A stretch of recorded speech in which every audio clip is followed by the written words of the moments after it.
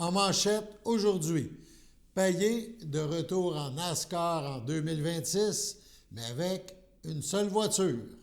Bonjour à tous et bienvenue à votre bulletin d'information diffusé sur les ondes de CTRB, votre télévision locale et régionale. Aujourd'hui, le 16 mars 2026, Alain Bellumeur au pupitre. On commence par de l'information sportive. Payet Course Racing sera de retour en NASCAR Canada en 2026, mais avec un changement important dans sa stratégie.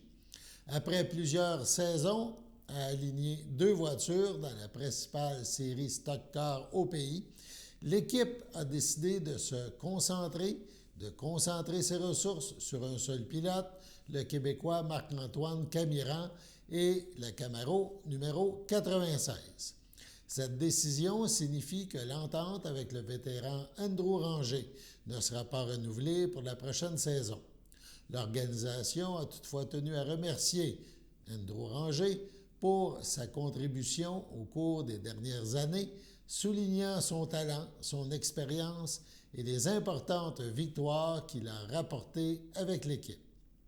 Le président de GM Payet, Jean-Claude Payet, explique que l'équipe a dû ajuster ses investissements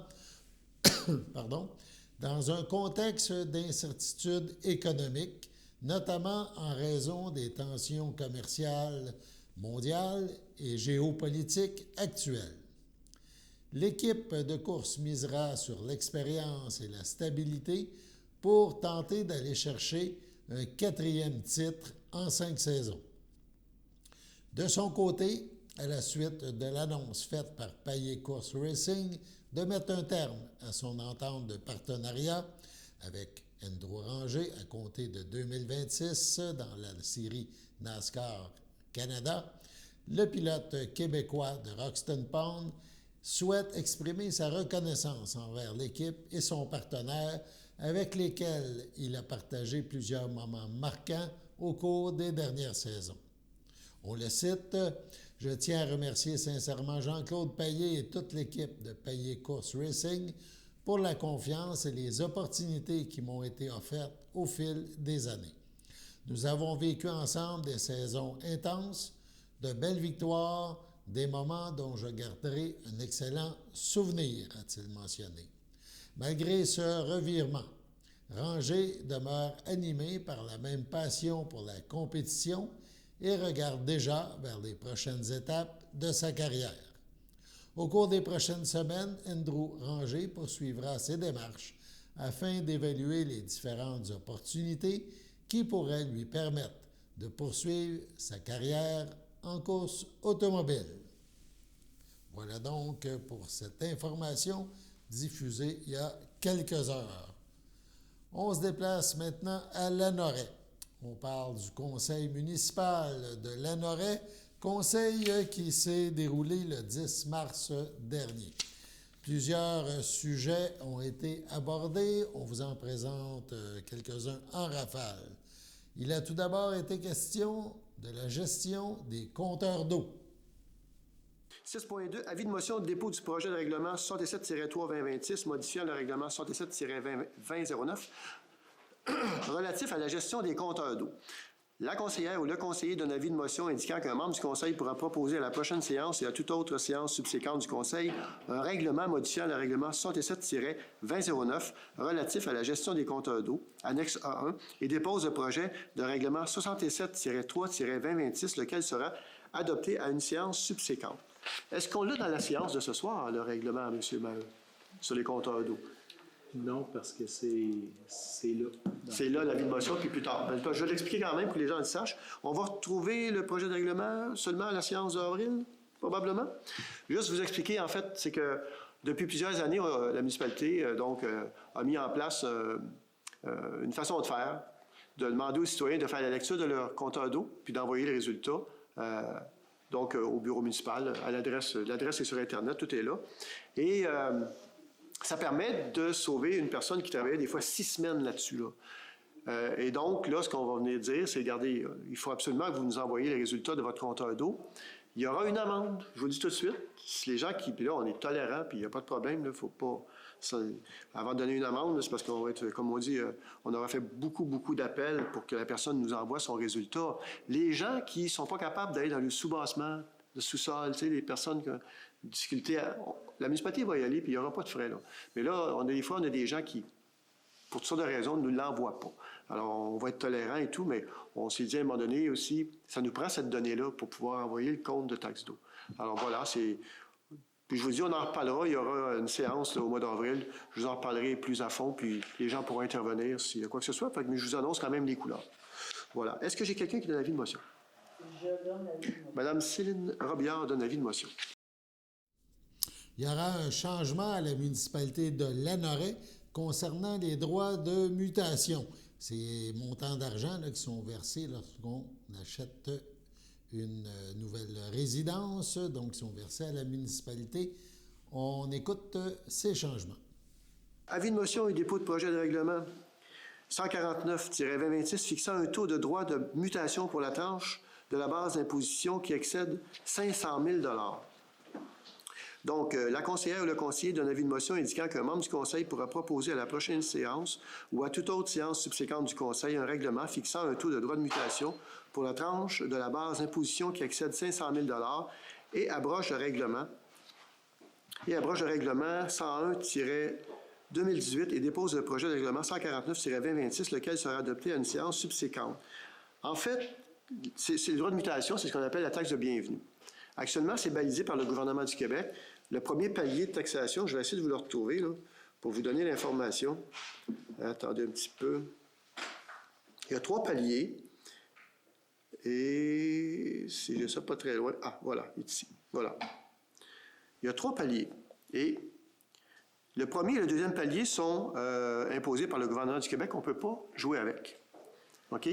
Et le troisième palier, il est fixé à 2 %, mais le gouvernement, depuis 2022 ou à peu près, autorise les municipalités, donc une transaction en haut de 500 000 sur le troisième palier, on peut à ce moment-là, au lieu de charger 2 %, charger 3 %. Et là, la municipalité, le conseil a décidé d'aller de l'avant. Pourquoi? Parce que c'est des sommes qui rapporteraient environ, on parle de 110 000 par année, c'est déjà dans le budget. Dans notre budget, là, on a budgété cette somme-là. Donc, c'est des droits de mutation. Le maire André Villeneuve a aussi annoncé certaines nominations lors de cette séance du 10 mars. 6.7, représentant nomination. Proposé à pied résolu de nommer Mme Lynne Clermont, conseillère, pour représenter la municipalité de Lanoraie auprès des organismes suivants. Le chantier régional en habitation et le comité habitation de Dautré. De nommer Mme Céline Robillard, conseillère, pour représenter la municipalité de Lanoraie auprès des organismes suivants, comité de vigilance, dépôt Rive-Nord. Vous pouvez s'assurer que les membres du conseil qui siègent sur des comités soient dûment mandatés par le conseil pour ce faire. Voilà. Est-ce que j'ai un proposant? Je propose. Proposé par M. Marco Boudreau. Est-ce que j'ai un appuyeur? J'appuie. Appuyé par Mme Lucie Ouellette, à ma gauche, ceux qui sont en faveur. À ma droite? C'est unanime. Les élus de Lanoraie ont aussi discuté de la Maison des jeunes de Lanoraie. 6.9, Maison des jeunes. Considérant que la politique familiale et aînée 2016-2021 prévoyait que la Maison des jeunes de Lanoraie soit déménagée au centre sportif. Vous allez retrouver ça vraiment dans la politique famille qui a été faite en 2016. Considérant que la planification stratégique 2025-2030 de la municipalité prévoit également que la municipalité s'investira dans les lieux et les occasions de rencontres destinées au développement de la jeunesse, considérant que la Maison des jeunes de Lanoraie a récemment interpellé la municipalité de Lanoraie pour voir ses locaux déménagés dans l'actuel centre sportif. Considérant qu'un appel de projet pour le programme d'aide financière aux infrastructures jeunesse est en cours, considérant que ce programme permet notamment aux organismes d'aménager, agrandir, rénover et convertir des locaux pour leurs besoins. Considérant que la Maison des jeunes de Lanoraie souhaite déposer un projet dans le cadre de ce programme, considérant que la Maison des jeunes de Lanoraie doit, pour s'assurer de son admissibilité, déposer des documents prouvant les démarches d'acquisition ou de location de l'emplacement. En conséquence, proposé, appuyé, résolu, que la municipalité s'engage à conclure une entente relative à un droit d'usage du bâtiment identifié comme le 60 rue Louis-Joseph Doucet, à l'exception des locaux techniques, pour l'exploitation d'une maison des jeunes pour une période de 10 ans, suivant la fin des travaux prévus dans le cadre de la réalisation du projet, que le directeur général et greffier trésorier transmettent copie de la présente résolution à Maison des jeunes de Lanoraie. Ne vous inquiétez pas, quand ce projet-là sera en marche, il n'y aura pas de bris de service. On va s'assurer qu'il y aura toujours un local l'hiver pour que les jeunes puissent aller mettre le patin, se réchauffer, etc. Mais c'est un projet qui va se faire sur quelques mois, sinon quelques années. Donc, la Maison des jeunes est à l'étroit, là où ils se trouvent. Et quoi de mieux que d'être au centre sportif? Pour eux autres, ils vont avoir tous les plateaux sportifs. Là, ils sont à la bibliothèque. Ça va faire des locaux disponibles. On verra éventuellement pour qui et qu'est-ce qu'on va en faire. Mais l'idée, c'est vraiment de permettre là, à la Maison des jeunes de grandir, je vais dire comme ça. Finalement, le maire André Villeneuve invite les gens de Lanoraie à venir prendre un café avec lui. Le café du maire, on peut s'appeler ça le café des conseillers du maire, peu importe le nom qu'on va y donner. Pardon? Non. Ce qu'on veut, c'est organiser, puis probablement ça va être en avril ou en mai, mais on va vous faire suivre l'information par le truchement, là, soit du site Internet ou de la page Facebook de la municipalité. On veut organiser sur des thèmes précis des rencontres citoyennes. Vous parliez de Facebook, bien, on va essayer de faire concurrence à Facebook, puis s'assurer que l'information, elle vienne de la bouche du cheval, comme on dit. Le cheval est en moi, probablement, là, ou les membres du conseil qui participeront. Puis s'assurer que l'information qui est véhiculée est la bonne. Pour éviter plein de canulars là, qui arrivent de gauche à droite. À un moment donné, on ne sait plus si l'information est bonne ou pas. Donc, le prochain thème, moi, je pensais, c'est pas très sexy, là, mais je pensais vous parler de budget, puis de fonctionnement, le fameux rôle triennal qui a touché quand même certaines personnes là, dernièrement. Le rôle triennal, c'est jamais facile à gérer, autant pour nous ici comme conseil que pour les gens qui sont touchés des fois beaucoup par ce nouveau rôle triennal-là. Donc, aux 3 ans, il y a un nouveau rôle qui est déposé, puis ça a un impact sur le budget des citoyens et sur le budget de la municipalité. Donc, il y a ça, mais on va vous consulter en amont aussi, parce qu'on voudrait en faire un à l'automne. Puis là, on va vous consulter en amont pour vous demander quel thème, quel sujet. Évidemment, quand vous verrez l'annonce, on vous demande d'être présent en grand nombre, parce que c'est ça qui va déterminer la suite ou non. S'il vient 4 personnes, on va avoir du plaisir pareil. Mais on espère que les gens viendront. Puis on va avoir un thème, mais on ne se limitera pas à ce thème-là. S'il y a des questions du champ gauche, on va y prendre pareil. C'est pas, si on a la réponse, bien sûr. Mais on n'inventera pas de réponse. Voilà. Alors, de mandater le service de vie citoyenne pour l'organisation de rencontres d'échanges thématiques entre élus et citoyens sur une base trimestrielle, donc 4 fois par année. Est-ce que j'ai un proposeur? Je propose. Proposé par M. Marco Boudreau. Est-ce que j'ai un appuyeur? J'appuie. Appuyé par Mme Céline Robillard. À ma gauche, c'est en faveur. D'accord. À ma droite, D'accord. c'est unanime. Votre station de télévision de Berthierville vous invite cordialement à son bingo hebdomadaire télédiffusé tous les samedis matins dès 9h30. Depuis longtemps, les fans de CTRB se divisent le joyeux montant de 600 $ chaque semaine à cette joute de bingo. N'oublions pas non plus le super bingo mensuel d'une cagnotte de 2000 $ que vous pourriez vous partager chaque premier samedi du mois. Un moment de fébrilité qui pourrait devenir payant pour plusieurs d'entre vous. Pour vous procurer ces fameuses cartes de jeu, les dépositaires participants sont à Berthierville, le dépanneur Formule 1, la station-service Arnois sur le boulevard Gilles Villeneuve, le marché IGA Extra Famille Mont-d'Or sur la rue Gabrielle Brissette, le marché Métro Boucher sur la rue Notre-Dame et la pharmacie Proxime sur la rue Frontenac. À Saint-Ignace de Loyola, le dépanneur Proxy sur la rue de la Traverse, la boucherie Aldo sur le rang Saint-Michel. C'est donc un rendez-vous hebdomadaire chaque samedi matin à 9h30 sur les ondes de CTRB, votre télévision locale et régionale, celle-ci toujours en haute définition. Toute l'équipe de CTRB vous remercie de votre fidélité et vous souhaite bonne chance.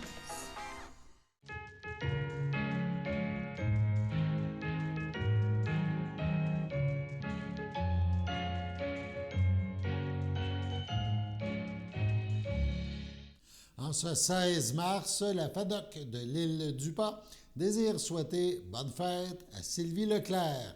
C'est votre anniversaire aujourd'hui. En ce 16 mars, eh bien, toute l'équipe de CTRB se joint à moi et vous souhaite un heureux anniversaire. On poursuit nos informations concernant la séance du Conseil de Lanoraie, celle du 10 mars dernier. Parmi les sujets abordés, il a été question des cadets policiers. 7.1 Sûreté du Québec, programme de cadets 2026, proposé à pied résolu d'informer la MRC de Dautré que la municipalité de Lanoraie désire faire partie de l'entente entre la MRC et les municipalités locales dans le cadre du programme de cadets de la Sûreté du Québec pour la saison estivale 2026, dans une proportion de 30 pour 2 cadets. Ça fait drôle, on imagine la séparation, mais c'est pas tout à fait comme ça. 30 pour 2 cadets, tel que mentionné à l'annexe 1 du projet d'entente, afin d'augmenter la visibilité de la Sûreté du Québec sur le territoire de Lanoraie. Que le maire et le directeur général et greffier trésorier soient autorisés à signer pour et au nom de la municipalité l'entente pour l'obtention des services, on ajouterait pour l'obtention des services de 2 cadets. Qu'une dépense maximale de 4 590 soit autorisée à cette fin. Vous n'avez pas, j'ai pas le même texte, M. Maleux. Vous avez quoi, vous? Moi, une dépense de 5 120 soit autorisée à cette fin. J'ai pas ça. J'ai la 4 même. 590. Alors, moi, j'ai du vieux texte. C'est bon. Est-ce que j'ai un proposeur? Je vais proposer. Proposé par Mme Lynne Clermont, mais à 4 590. Et est-ce que j'ai un appuyeur? J'appuie. Appuyé par Mme Marie-Ève Mondor, à ma gauche, ceux qui sont en faveur. À ma droite. D'accord. C'est unanime. Terminons ce survol du conseil municipal de Lanoraie en vous parlant du projet de tour cellulaire de la compagnie Rogers. Ensuite de ça, une question de Mme Doris Boisjoli. Est-ce que c'est vrai qu'il va y avoir une tour Rogers sur les terrains de la municipalité dans le domaine des étangs? En 2022, Rogers, puis je viens d'en parler, là, je ne relirai pas ce que je vous ai lu tantôt. Là. En 2022, Rogers nous a approché la municipalité en disant, et c'est eux qui doivent procéder aux consultations, c'est pas la municipalité. La municipalité peut bien faire une consultation, mais au final, c'est vraiment le fédéral qui décide elle va être où la tour, puis de quelle façon. Mais bref, ils nous ont quand même approchés, puis c'est correct. Moi, j'ai trouvé ça responsable de leur part. T'sais, eux, ils travaillent avec les règles établies par le fédéral. Ils ont bien raison. Hein. Je ne verrais pas pourquoi ils ne feraient pas ça. Mais non, c'était cordial. Sauf que l'emplacement où ils voulaient mettre la tour, je ne vous dis pas c'est où, là, mais c'était terrible. Terrible. Là, on a négocié serré avec eux, puis finalement, on les a dit, écoutez, nous, on a des étangs aérés en haut, là, la rue des étangs aérés, donc on a des étangs aérés en haut, et on est prêt à, pour pas que vous la mettiez où vous voulez la mettre, là, parce que ça n'avait pas de sens, là, on est prêt à vous louer un bout de terrain pour que vous la mettiez là, la tour. Ça date de 2022. Mais là, depuis 2022, il ne s'est pas passé grand-chose. Normalement, ils devaient le mettre en place. Ils ne l'ont pas fait. En 2022, il n'y avait pas beaucoup de maisons habitées dans ce coin-là. On s'entend, hein? Donc, là, c'est très habité, puis ça va l'être encore davantage. Alors, ce qu'on fait, nous, c'est qu'on va demander à Rogers, parce que Rogers a fait une consultation en 2022. Ils ont respecté les critères du fédéral en termes de consultation, en termes de projet. Ils ont tout fait ce qu'il fallait faire, ils ont coché toutes les cases. Mais là, nous, on va leur demander, puis ils ont le droit de dire non, là, mais on va quand même leur redemander de refaire une consultation. Pourquoi? Parce que la situation a changé. Mais on verra ce qu'ils vont nous répondre. Mais oui, il va y avoir une tour, en principe. Mais moi, c'est pas moi qui décide, rendu là. Nous, on a dit, regarde, mettez-la pas où vous voulez la mettre, mettez-la là, puis ça va aller. On l'a mesuré. Elle va être à 300 mètres de la première habitation, donc vers le nord. Donc, on s'est dit que c'était raisonnable, mais à l'époque, il n'y avait pas tant de maisons que ça, à cet endroit-là.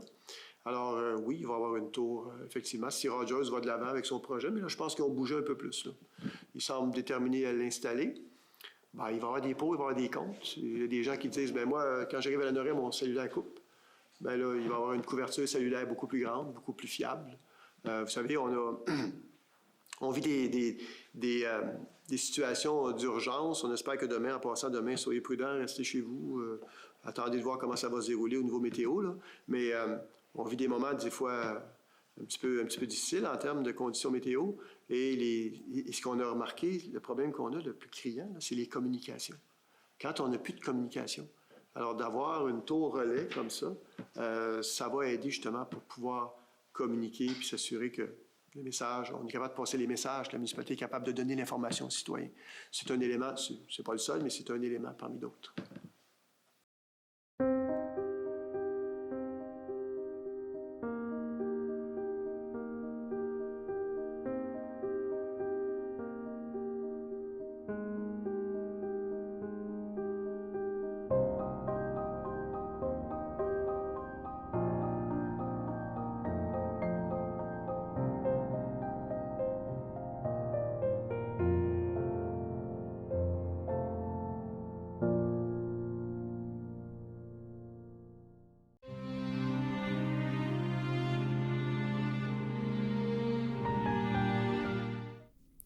Au CHSLD Parfilia Ferland, le 4 mars dernier, à 85 ans, est décédée Mme Marcella Rousseau, épouse de Paul Rochelot. Elle laisse dans le deuil, outre son époux, sa fille Christine Rochelot, Alex, son petit-fils Émile, son petit-fils par alliance Adam, sa sœur, ses beaux-frères et belles-sœurs, Gaétane, feu Denis, Étienne, feu Thérèse, Marielle, Lise, Michel, André, Claudette, Monique, Guy, Gisèle, ses neveux, nièces de la famille Rousseau, Sylvain et Martin, Yannick et Cédric, Olivier et Caroline, ses neveux et nièces de la famille Rochelot, Marie-Claude, Annie, Patrice, Linda, Luc, Mathieu et Dave, ainsi que la parenté élargie et de nombreux amis, tant au Québec que dans l'Ouest canadien. La famille vous accueillera samedi 21 mars, 13h, au complexe funéraire Efterio, 741 Notre-Dame à Berthierville. Suivra un hommage au salon à 14h30. Madame Rousseau sera inhumée en privé à une date ultérieure.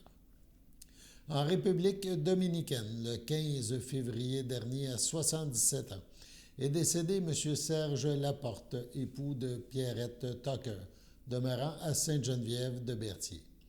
Il laisse dans le deuil, outre son épouse, ses enfants, Martin Laporte, Patrick Laporte et Guylaine Laporte, Simon Laporte, Sandra Mercier, ses petits-enfants, Olivier, Anne-Marie Larose, Antoine Marie-Soleil, Alexandre, William Ariane, Guillaume, Roxane Alex, Marie-Lou Xavier, Myriam et son fils Jacob, son frère, ses sœurs, ses beaux-frères René Laporte, feu André Vincent, Diane Laporte, Roch Rouleau, Sylvie Laporte, André Beausoleil, ainsi que plusieurs neveux, nièces, autres parents et amis. La famille vous accueillera dimanche 22 mars, 10h30, au complexe funéraire Efterio, rue Notre-Dame à Berthierville. Suivra une liturgie à la chapelle du complexe à 14h30. Au centre d'hébergement Saint-Gabriel de Brandon, le 2 février dernier, à l'âge de 86 ans, est décédée Mme Claire Plante, fille de feu Denis Plante et de feu Agnès Sarrazin. Elle laisse dans le deuil ses frères, ses sœurs, ses beaux-frères et belles-sœurs.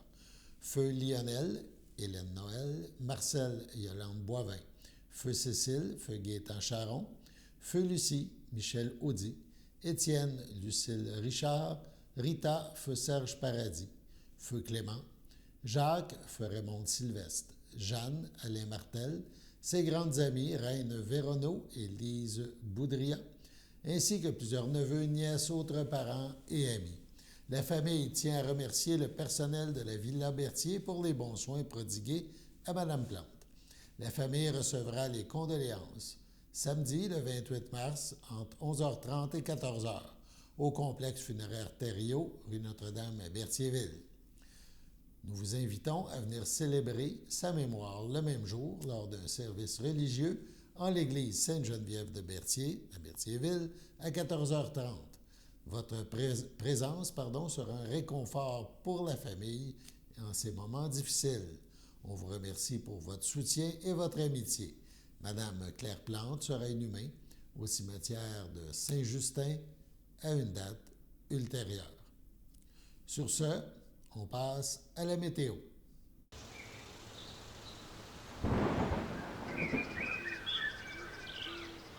Bienvenue à votre météo de cette semaine. Aujourd'hui, lundi soir, ce sera de la pluie, une température de 11, un temps ressenti de 8, environ 10 mm de pluie. Lundi nuit, ce sera de la pluie, une température de 0, un temps ressenti de moins 8, environ 5 mm de pluie et moins de 1 cm de neige. Mardi matin, ce sera de la poudrerie, une température de moins 3, un temps ressenti de moins 12. Mardi après-midi, ce sera un ciel variable, une température de moins 4, un temps ressenti de moins 13. Mardi soir, ce sera un ciel variable, une température de moins 9, un temps ressenti de moins 18. Mardi nuit, ce sera des passages nuageux, une température de moins 15, un temps ressenti de moins 24. Et voilà, c'était tout pour votre météo.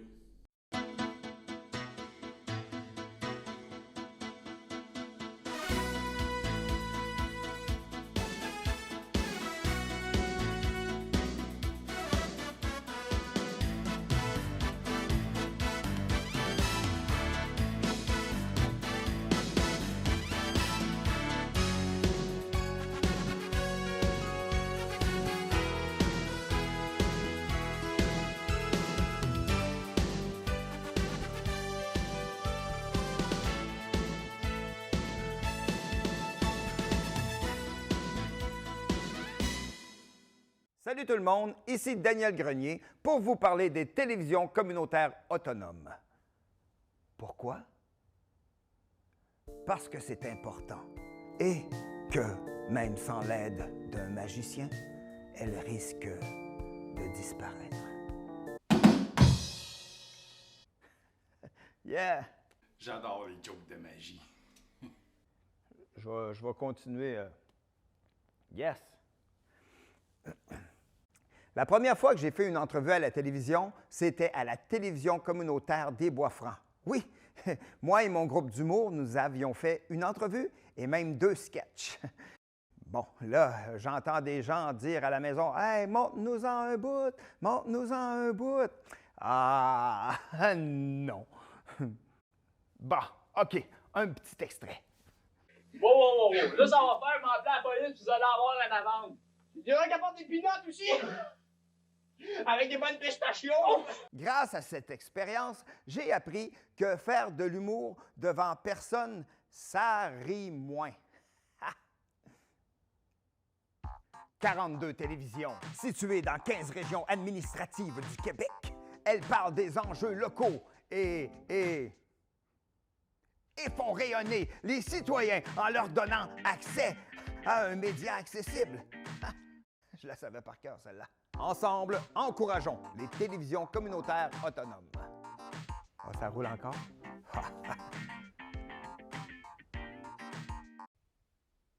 J'ose ma télé communautaire.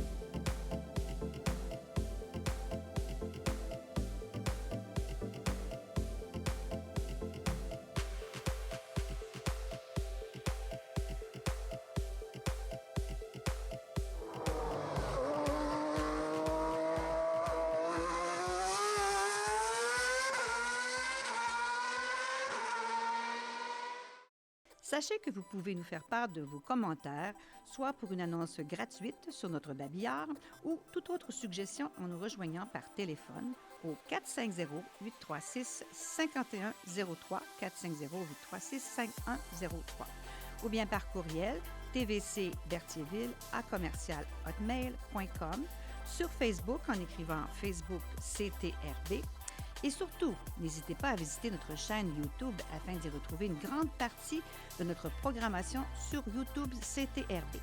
Les émissions sont classées par catégorie, vous permettant de chercher moins longtemps. Vous pouvez aussi cliquer sur le rectangle rouge « S'abonner » pour être à l'affût des dernières émissions enregistrées.